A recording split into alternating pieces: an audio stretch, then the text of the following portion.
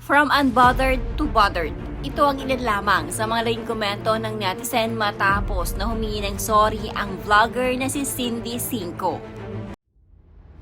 Usap-usapan ngayon ang away ng ilang mga vlogger at ang pinag-ugatan ay ang mga sinabi di umano ni Cindy laban sa kanila.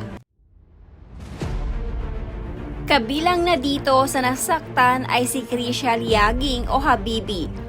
Base sa binahaging komento ni Habibi sa kanyang social media, hindi siya natuwa dahil sa panlalait o pagtawag sa kanya ni Cindy na mukhang aso.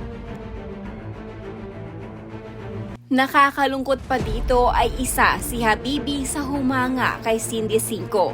Kaya naman mas doble pa ang sakit nito para kay Habibi. Walang bakal.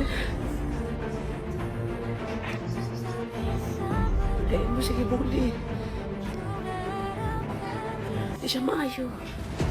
Hello everyone! Gusto ko lang talagang humingi ng paumanhin sa inyong lahat.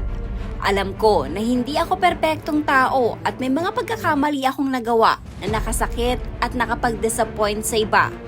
Minsan, hindi natin agad nakikita ang epekto ng ating mga salita at kilos. Pero kapag na-realize na natin, masakit din ito sa puso. Marami akong natutunan sa mga nangyari. Natutunan kung maging mas mahinahon, mas mag-isip muna at mas magpakita ng kabutihan at pagpapakumbaba. Talagang tinuturuan tayo ng buhay sa pinakamahirap na paraan. Pero kailangan natin itong tanggapin at pag-aralan. Ngayong paparating ang aking ika-26 na kaarawan, gusto ko lang humingi ng kapatawaran sa lahat ng mga taong aking nasaktan at nabigo. Mula sa puso ko, humihingi ako ng tawad. Wala akong intensyong makasakit ng kahit sino at kung may nagawa man akong mali sa buong pananagutan ko itong inaako. Patuloy pa rin akong natututo, patuloy na lumalago at patuloy na naghihilom. Isa itong paalala sa sarili ko na maging mas magpapasensya, mas mapagmahal at mas maging mabuting tao araw-araw. Salamat sa inyong pasensya, pag-unawa at pagmamahal sa kabila ng aking kakulangan. Naway ang taong ito ay maging taon ng paglago, kapatawaran at pagiging mas mabuting bersyon ng aking sarili.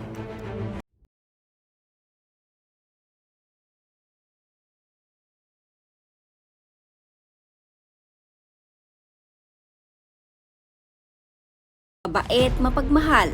Higit sa lahat, morena po siya. Ang mga katulad po niya yung totoong maganda. Bago po muna tayo magsalita sa ibang tao, isipin at tignan mo muna natin yung sarili natin sa salamin. Kasi po isang maling salita, forever na po yung sakit na naidudulot sa tao. Sobrang idol ko po si Ma'am Habibi, kaya po isa po ako sa nasaktan para sa kanya. Lagi po natin tandaan, hindi ibig sabihin na kaangat na tayo sa buhay ay pwede na po tayong mag-apak ng ibang tao. Kailangan po natin ituro sa sarili natin yung tamang asal, tamang respeto, kasi di batayan sa tao yung itsura. Ang batayan po ay kung gaano kabuti yung ugali at puso. Marami pong mahal na mahal si Ma'am Habibi dahil totoo siya. Stay humble lang po sana tayo para di makapanakit ng iba.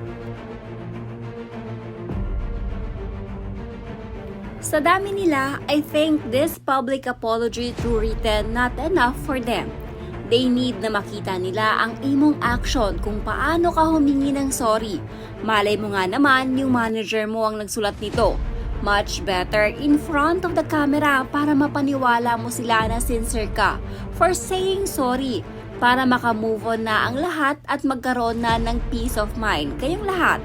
This is my opinion. Huwag niyong masamain but still it's up to you. Isipin mo kung anong makakabuti para sa lahat at para matapos na. Walang perpekto, lahat tayo nagkakamali. Kung totoo man o hindi ang mga paratang sa'yo, magpakumbaba ka na lang. Si Lord nang bahala sa lahat. Ang importante, ginagawa mo ang dapat.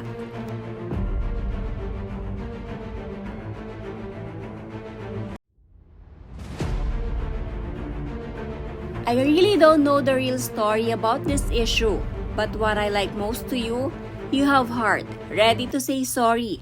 Acceptance and repentance ay pag-uugali na ang tao ay may mabuting puso. Ang lahat ng bagay sa mundong ito ay iiwanan pagdating ng panahon, pero ang pagiging ikaw ang siyang magdadala mo lamang.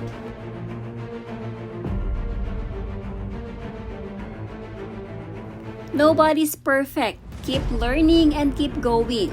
God will mold you to be a better person.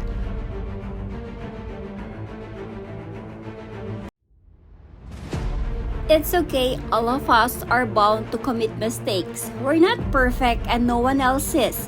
What's important is you learn from your mistakes. A mistake will only be a mistake if you learn nothing from it. God bless more. It's also your realization that people will really forget your good deeds if you commit a single mistake, and that's life.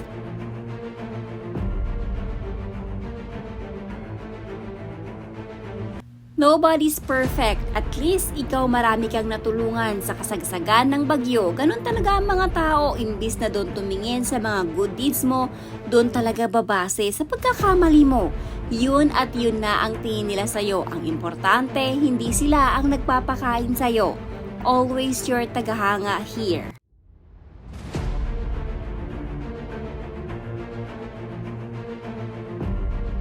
Forgiving is a choice, but it's not gonna hurt you if you forgive people. In fact, it could actually help you be more happier and successful. But if you forgive and still hasn't changed, then better just cut ties and forget. We're just humans.